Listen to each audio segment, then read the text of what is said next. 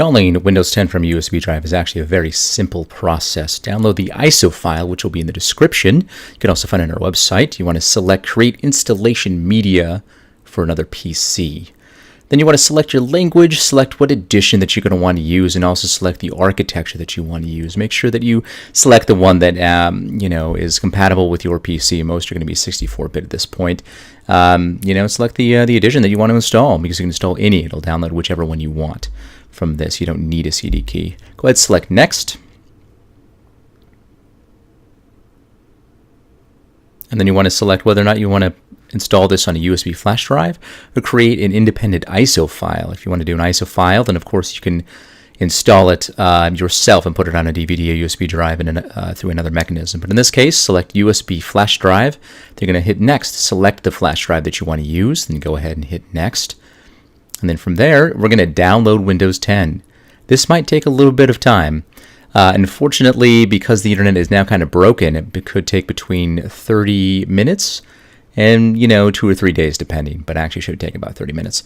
But Windows 10, of course, like you've heard, has broken the internet. It took me a long time to download this. As you can see, the progress is going quite slow. So instead of letting you watch that, and be cruel to you, we're going to go ahead and speed things up a little bit, speed things along. So after it is downloaded, it's very, very simple though, because it's going to go ahead and automatically start creating the media that you want to create. So it's really pretty spiffy. And creating the media shouldn't take too long. Once you have it downloaded, it should take approximately up to 20 minutes to create this media, depending on what speed of USB drive that you have used.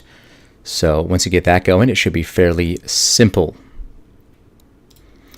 And after you have this installed, go ahead and hit Finish because it's ready to go. Pop that USB drive. That's the only thing you got to do now, is pop that USB drive into the USB port of your choice. Fairly simple to do. Get that thing in there. And now, the fun part, selecting the boot option. For Gigabyte, you want to hit F12 repeatedly until you can select which device to boot from. For MSI, you want to hit F11 repeated times until you can select the boot option.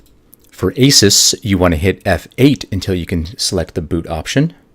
And finally, for ASRock, you also want to hit F11 multiple times until you're able to select which to boot from. And when selecting, you want to select the USB drive itself, not the UEFI, the USB drive itself. And from there, all you have to do is boot into the USB drive and follow the directions. You don't even need a CD key right away.